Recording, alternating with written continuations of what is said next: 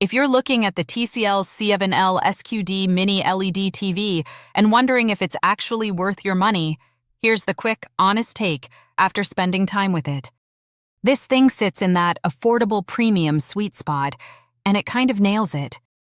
You're getting up to 3,000 nits of brightness, which means HDR content really pops, even in bright rooms. Blacks are surprisingly deep too, thanks to the upgraded mini LED system and way more local dimming zones, so you don't get that annoying halo glow around bright objects like older LEDs. For gaming, it's a beast. 144 Hz native, up to 288 Hz, plus FreeSync and low latency. It feels fast and responsive whether you're on console or PC.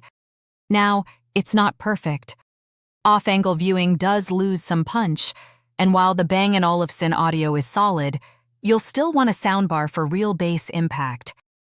But overall, yeah, it's one of the best value upgrades you can get right now if you want near OLED performance without OLED pricing.